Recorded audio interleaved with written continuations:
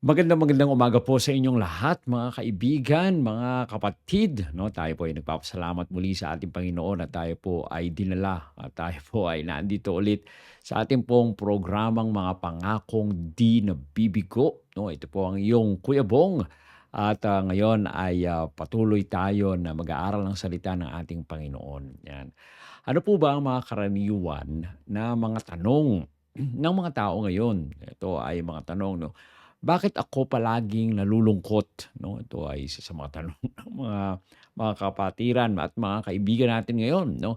Hindi ako makatulog dahil sa depresyon, 'no? 'Yan ang isa sa mga tanong natin. Paano ako magkakaroon ng kapayapaan? At, saan ako hahanap ng mga solusyon, oh? Ikaw ba ay naghahanap ng magpupuno na sa kawalan ng buhay mo ngayon? Paano tayo maging maayos sa lahat ng mga bagay na 'yan? Na sa umagang ito ay, tutunghayan natin ang mga pangako ng ating Panginoon sa banal na kasulatan na magbibigay sa atin ng pag-asa sa ating buhay. Kaya huwag kang aalis, ito ang iyong Kuya Bong muli at, nakikinig kayo sa programang Mga Pangakong Di Nabibigo. Ang ating pag-uusapan ngayon sa umagang ito ay may pamagat na Facing Depression, 'no? Tayo po ba ay nakakaharap sa mga depresyon sa buhay natin? Ang ating teksto ngayon ay galing po sa Psalm 34:18, 'no? Ito ang sinasabi, "The Lord is close to the brokenhearted and saves those who are crushed in spirit." 'No? Ang ating Panginoon po ay, malapit doon sa mga bagbag ang puso at, inililigtas ang mga nasisiraan ng loob. Napakaganda nitong pangako na ito ng ating Panginoon sa atin. Kung tayo man ay broken-hearted o bagbag ang ating pong mga puso, alam niyo ang ating Panginoon ay malapit sa atin. Hindi po siya umaalis, hindi po na tayo iniiwanan, bugos nandiyan siya, 'no? Inililigtas tayo kung tayo man ay nasisiraan ng loob na parang wala na tayong pag-asa, nandiyan ang ating Panginoon, ililigtas tayo, 'no? So, nandiyan na ba ang inyong mga notebook, mga kapatid, mga kaibigan? Isulat natin yung ating acronym ngayon. Ano ang acronym ngayon? HOPE, HOPE, oh. So, ang H ay hold on, okay? Yung O, open up. Yung P ay pray and yung E ay embrace the truth. Oh, napakaganda, no? So, hope, HOPE, hold on, open up, pray, and embrace the truth. No? So, tingnan natin yung H. Ano ba ang ibig sabihin ng H? Kanina, sinabi natin hold. Pero meron pang kadugtong yon. Sabi dito, hold on to God's promises. No, panghawakan daw natin ang mga pangako ng ating Panginoon. Kaya naman yung programa natin, mga pangakong di nabibigo. At ang isa sa una na binigay sa atin dito sa H ay hold on to God's promises. Alam nyo, ang depresyon ay kadalasang nagpapadama sa atin ng kawalan ng pag-asa. Ngunit ang mga pangako ng Diyos ay nagpapaalala sa atin na siya ay kasama natin. Mahal tayo at aalalayan tayo. No, huwag nating kalimutan yan. Hawakan natin, hold on to God's promises. Sabi sa Isaiah 41:10, "So do not fear, for I am with you. Do not be dismayed, for I am your God. I will strengthen you and help you. I will uphold you with my righteous right hand." No, napakaganda na pangako na ito mula sa Isaiah 41:10. Kaya huwag kang matakot sapagkat ako ay sumasa iyo. Yan ang sabi ng ating Panginoon. Huwag kang manglupaypay sapagkat ang iyong Diyos papalakasin kita, ang sabi niya. Tutulungan, itataguyod kita ang anang aking matuwid na kanang kamay. Alam nyo, kapag tayo ay nadidepress, minsan yan ay dumadating sa atin dahil wala na tayong pag-asa. No? Na parang walang solusyon sa ating mga problema. Huwag tayong matakot dahil ang ating Panginoon ay hahawakan tayo. ang ating Panginoon ay sumasa atin. Huwag tayo pong manglupaypay sapagkat ang ating Panginoong Diyos palalakasin tayo. Itataguyod tayo. Napakaganda. Isulat natin 'to mga kaibigan, yung Isaiah 41:10. I-memorize natin 'no, kapag tayo ay nade-depress dahil ang ating Panginoon ay kasama natin, 'yan. Sabi naman sa Lamentations 3:22-23 'no, panaghoy sa Tagalog, 3:22 hanggang 23. Because of the Lord's great love, we are not consumed. For his compassions never fail. They are new every morning. Great is your faithfulness. No? Napakaganda na sinasabi sa atin dito, ang dakilang pag-ibig ng ating Panginoon, no? Ay hindi tayo nalilipol, hindi tayo nakukonsume sa mga problema na kinakaharap natin dahil ang kanyang habag ay hindi nagkukulang. Ito ay bago, no? Bago ito tuwing umaga, no? Napakadakila ng katapatan ng ating Panginoon. Kaya nga panghawakan natin because ang ating Panginoon ay mahal na mahal tayo. Hindi tayo iniiwan, bagkus tayo ay patuloy at laging sinasamahan ng ating Panginoon. Ang sabi ni Desmond Tutu, no, sabi niya, hope is being able to see that there is light despite all of the darkness. Oh, kailangan daw po pala tayo ay may pag-asa. Ang pag-asa daw po kasi ay nakikita na merong liwanag sa kabila ng lahat ng mga kadiliman na ating kinakaharap. Oo, yan yung future na binibigay sa atin ng ating Panginoon. Pag-asa. No? Kaya kailangan tayo ay magtiwala sa ating Panginoon na bagaman madilim ang paligid, merong pag-asa ang binibigay sa atin, may liwanag na binibigay sa atin ng ating Panginoon. Hindi tayo iwanan ng ating Panginoon bagkus tayo ay sasamahan at gagabayan. Sabi naman ni Martin Luther King, faith is taking the first step even when you don't see the whole staircase. No? Ang pananampalataya daw po ay gumagawa tayo ng mga hakbang kahit hindi natin nakikita ang buong hagdanan. No? Kayo po ba ay hahakbang kung wala kayong nakikita? No? O pag tayo ay nananampalataya sa ating Panginoon, kahit nasa kadiliman tayo, meron tayong pag-asa dahil ang ating Panginoon ang siyang nakakasama natin. Huwag tayong mawawalan ng pag-asa. No? Napakaganda. So ang una ay H, hold on to God's promises. No? Yan ang ating acronym ay HOPE.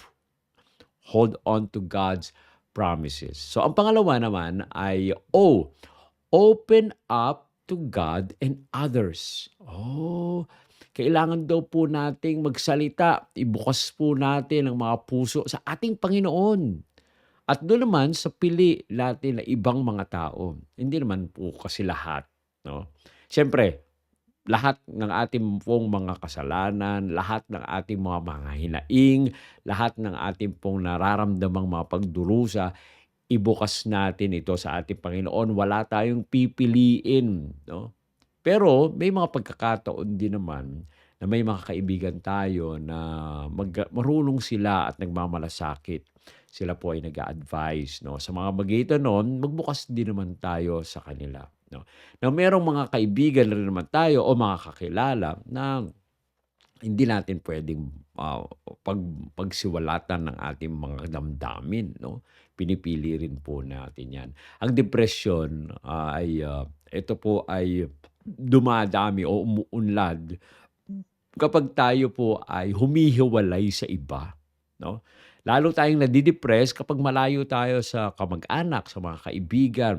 Kaya kailangan tayo ay humanap ng suporta mula sa ating Panginoon at humanap ng suporta sa mga pinagkakatiwalaan nating tao, no? Na makakatulong sa atin, na gumaan no, ating mga pasanin. Huwag natin daw po itong sarilinin.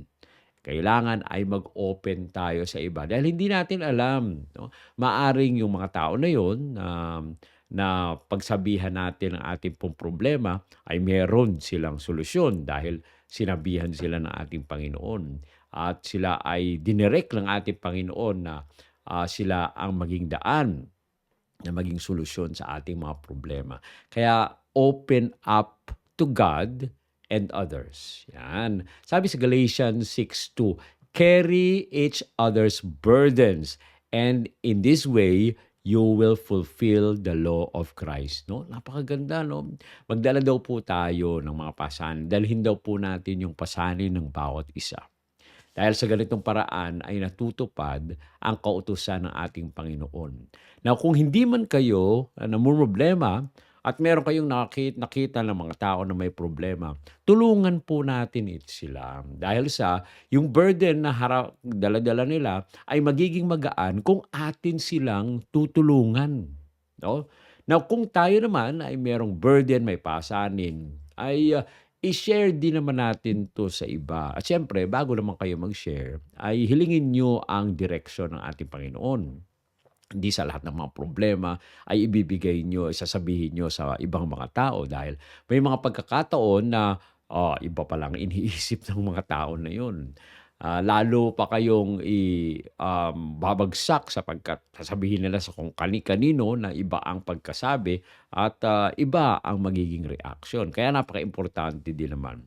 Before you open up to people, hilingin nyo sa ating Panginoon kung kanino kayo maaari mag-open up. Okay? May mga pagkakataon na kailangan natin ipanalangin. May problema tayo, sasabihin natin sa ating Panginoon, maaari ka bang magpadala ng tao na maaari ibuhos ko yung aking nararamdaman para ma-share ko naman sa kanila at makatulong sila sa akin. Alam nyo, pag ganyan ang panalangin, ay magpapadala ang ating Panginoon ng mga tao na sa mag-reach out sa atin at makapagpapagaan ng ating mga problema. Okay? So, carry each other's burden. Kung wala kayong problema, kayo ay manalangin sa Panginoon na magpadala rin naman sila ng mga tao na maaari nyo namang tulungan. Dahil sila rin naman yung mga tao na nangangailangan ng inyong mga mabubuting mga salita, yung mga magaan na mga words na magpapataas ng kanila pong mga spirito, kailangan din po yan na tayo ay maging part din naman na makatulong sa iba. Okay? So James 5:16, ito naman ang sabi, therefore, confess your sins to each other and pray for each other so that you may be healed. The prayer of a righteous person is powerful and effective. No? Alam nyo, makikita ninyo, malalaman ninyo na yung mga taong nakakausap ninyo ay sila ay malapit sa ating Panginoon kapag ang kanila pong sinasabi ay galing sa banal na kasulatan, mga promises sa banal na kasulatan. At kung yung kanilang sinasabi ay nagkapagpapalapit sa inyo, lalo na sa ating Panginoon. No? Kaya nga, ipagtapat po natin, sabi dito sa Santiago, sa James 5:16, ipagtapat po natin ang mga kasalanan natin sa bawat isa, pero wag lang basta ipagtapat, kundi ang sabi po dito, pray for each other. No? Ipanalangin daw po natin ang isa't isa. No? Kapag kayo ay may mga problema, ay humanap kayo ng mga tao na makapagpapanalangin sa inyo. At kung wala naman kayong mga problema, hilingin nyo sa ating Panginoon na kayo ay maging daan upang maipanalangin din naman yung mga tao na merong mga problema. No? Nagtutulungan po tayo. Kaya meron tayong dapat ganyang attitude sa ating pong buhay. Hindi lang po tayo mag-open sa ating Panginoon, mag-open tayo sa iba. Kung wala rin naman tayong problema, tayo naman yung tao sana na pipiliin ng mga taong may problema na mag-o-open sila. At sa pamamagitan nun ay mailalapit natin sila sa ating Panginoon. Okay? So, ang sabi ni Dan Millman, isa sa mga quotation na kanyang sinulat, you don't have to control your thoughts. You just have to stop letting them control you. Ang ganda, no? Hindi daw po natin kailangan na kontrolin yung ating pong mga isipan.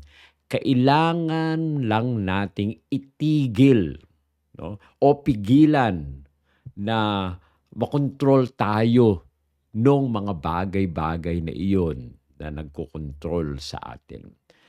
Ang ganda ng inspiration na ito. You don't have to control your thoughts. You just have to stop letting them control you. Okay? Sabi naman isang Swedish proverb, no? A shared joy is a double joy. A shared sorrow is half a sorrow. Napakaganda. Kapag tayo daw po ay nagkasama at ating ibinabahagi ang ating kagalakan, nagiging dobleng kagalakan ito. Yan. Pero kapag atin namang shinare o ating ibinahagi yung ating kalungkutan, nagiging kalahating kalungkutan na lang ito. No, kaya nga napaka-importante. No? Kung tayo man ay problema, ay ating ibahagi ito una sa ating Panginoon at ibahagi natin ito sa mga taong kilala natin at mapagkakatiwalaan na magbibigay sa atin ng mga advice na tayo po ay lalo pang mapapalapit sa ating Panginoon. Okay? At yung letter P, no, doon sa ating hope, pray and seek God's presence. No, manalangin daw po tayo at hanapin ang presensya ng ating Panginoon. Yan. Iniugnay tayo ng pananalangin. Yan ang napakaganda. Sa kapayapaan at sa lakas ng Diyos na nagpapaalala sa atin na hindi tayo nag-iisa. Kaya naman, kung meron tayong mga problema, yung kapayapaan ay makakamit natin kapag tayo ay nananalangin at tayo ay lumalapit sa presensya ng ating Panginoon. Alam niyo, kapag kayo ay nakakaranas ng isolation, parang iniisip niyo parang ikaw na lang ang tao sa mundo na walang tumutulong sa iyo. Kapag tayo po ay nananalangin, ay nararanasan po natin na hindi tayo nag-iisa dahil kasama natin ang Diyos. Meron tayong kinakausap. At ang Diyos ay nagmamahal sa atin. Ipinapadama na niya sa ating buhay na siya ay nandyan at hindi po tayo iiwanan ng ating Panginoon. Sa Philippians 4:6-7, do not be anxious about anything, but in every situation, by prayer and petition, with thanksgiving, present your requests to God. And the peace of God, which transcends all understanding, will guard your hearts and your thoughts in Christ Jesus. Oh, napakaganda dito sa Pilipos 4:6-7. Huwag daw po tayong mabalisa, no? Sa anumang mga bagay, kundi sa lahat daw po ng sitwasyon, sa magitan po ng panalangin at pakiusap, manalangin tayo sa ating Panginoon na meron ding pasasalamat. Minsan, ang panalangin natin ay parang pahapyaw na lang ng mga panalangin, no? At minsan nakakalimutan na natin magpanalangin. Minsan ang prayer natin ay 3 beses na lang sa isang araw. Ano ibig sabihin yun? Umaga, tanghali, gabi, kapag tayo ay kumakain, no? Ang bilis-bilis pa. God bless this food. Amen. Mga ganun lang ang panalangin. Kaya nga napaka-importante, no? Sa lahat ng bagay, huwag tayong mabalisa, kundi tayo ay lumapit sa ating Panginoon na may panalangin at pakikiusap at may pasasalamat. Dahil ang ating Panginoon, siya ang ating kapayapaan. Okay? Siya ang magbibigay sa atin ng puso at isipan na may kapayapaan sa magitan ng ating Panginoong Hesukristo. Kaya nga alalahanin natin, kung kayo ay nababalisa, kung kayo ay may depression, lumapit tayo sa ating Panginoon. Actually, yung sabi dito ay hindi lang pilitin mo na huwag kang maging anxious. O kaya itry mo na huwag kang maging anxious. Hindi po yan ang sabi dito. Ang sabi dito, huwag kang mabalisa. Do not be anxious. So, ibig sabihin, utos po ito. Hindi po ito option na huwag kang maging anxious. Ang sabi dito, wag. No? Do not be anxious. Kaya napaka-importante na sundin po natin ito. Kung kayo man ay namumroblema, ay isipin po natin ang mga salita ng ating Panginoon na pangako sa atin na huwag tayong mabalisa. Kundi ipanalangin po natin ang lahat ng mga bagay dahil naiintindihan tayo ng ating Panginoon at aalalayan tayo ng ating Panginoon. Ang ating mga puso, ang ating isipan ay magkakaroon ng kapayapaan sa magitan ng ating Panginoong Jesucristo. Okay? Yung isa pa ay Psalm 55:22, no? Psalm 55:22. Sabi niya dito, cast your cares on the Lord and He will sustain you. He will never let the righteous be shaken. No? Ibigay ito po natin sa ating Panginoon ang mga alalahanin natin. No?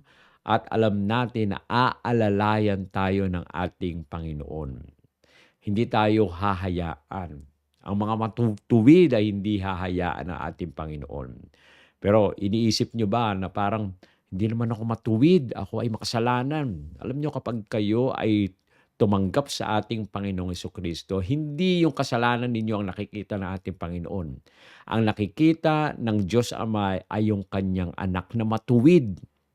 Kaya kung tayo ay nasa Panginoong Jesus, tayo po ay matuwid.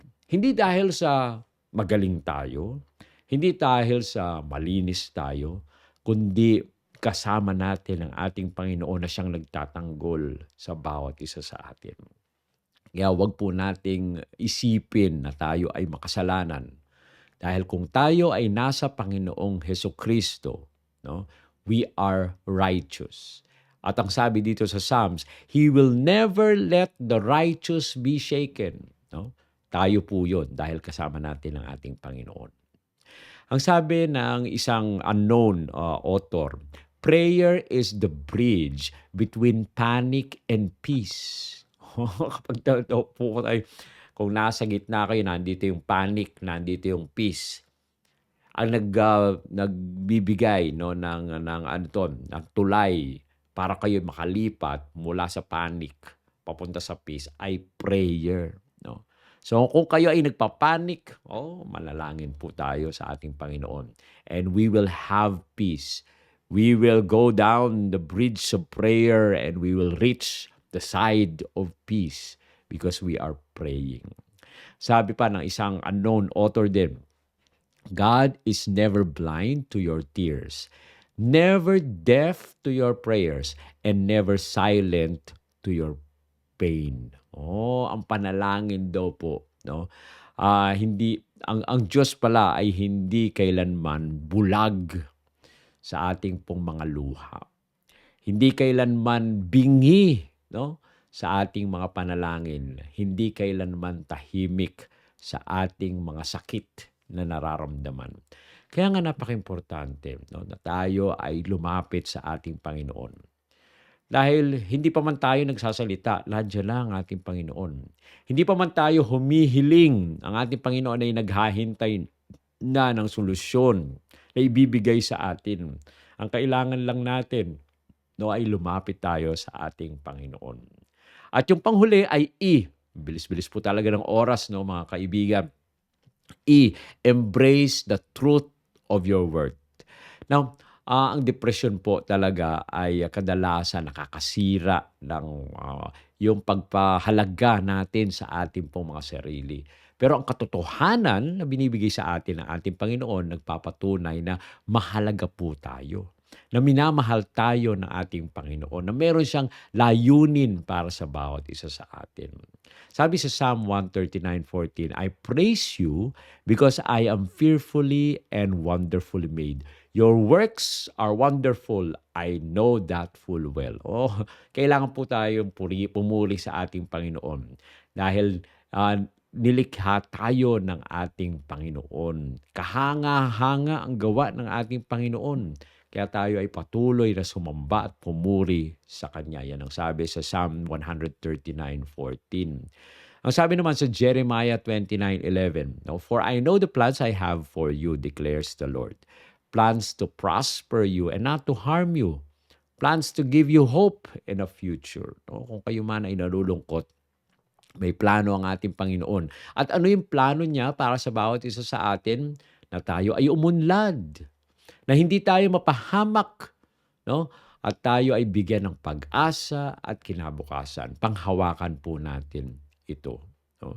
Isa pang quotation na hindi alam na author, sabi niya, your value does not decrease based on someone's ability to see your worth. No?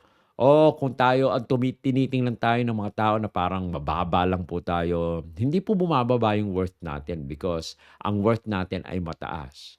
Biro nyo, ang kabayaran para sa worth natin ay yung dugo ng ating Panginoon, namatay siya para sa bawat isa. Worthless po ba tayo? Hindi. Tayo ay may worth dahil namatay ang ating Panginoon para sa bawat isa sa atin.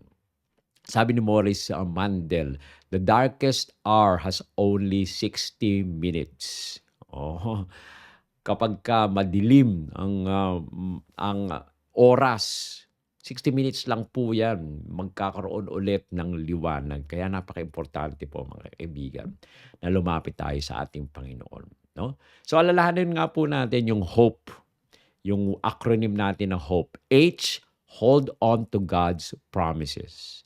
O, open up to God and others. And P, pray and seek God's presence. And letter E, embrace the truth of your worth.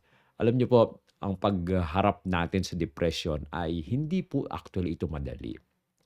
Pero meron po tayong pag-asa. Panghawakan po natin ang pangako ng ating Panginoon. No? Pagbubukas natin sa mga suporta na dumarating sa atin, yung pagdarasal para sa lakas at pagyakap natin sa kahalagahan ng ating puso kay Kristo. Meron tayong hope. No? Ang ating Panginoon ang siyang ating hope. Kung tayo po ay nahihirapan sa mga depresyon na dumadating sa atin, alamin natin na nakikita po tayo ng ating Panginoon. Mahal tayo ng ating Panginoon.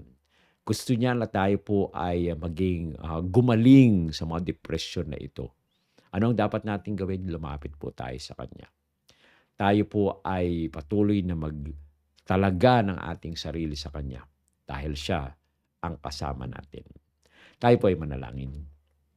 Ama naming banal Diyos na nasa mga langit ka sa umaga pong ito. Patuloy po kaming nagpapasalamat na nandyan kayo, patuloy na nagbibigay pag-asa sa amin. Pagman kami ay nakakaranas ng problema sa aming pong buhay, kami ay patuloy na pumupuri sa inyo dahil nandyan ang inyong kamay. Patuloy na humahawak sa amin, inaakay kami, bagaman madilim ang paligid, kami ay inaakay sa kaliwanagan. Kaya po Panginoon, hinihiling namin na patuloy na kami ay samahan. Kung kami man ay namumroblema, bigyan po kami ng solusyon sa problema po namin. At kami po ay patuloy na lukuban ng inyong banal na Espiritu. Maraming salamat sa pagdinig sa aming mga dalangin. Ito po ang aming hiling sa pangalan ng aming Panginoong Hesus. Amen. Amen. Yan po mga kapatid, mga kaibigan, no, maraming salamat sa inyong pakikinig sa ating programang Mga Pangakong Di Nabibigo. Inaanyayahan po namin kayo sa susunod na ating pong pag-aaral. Pagpalain nawa po kayo ng ating Panginoon.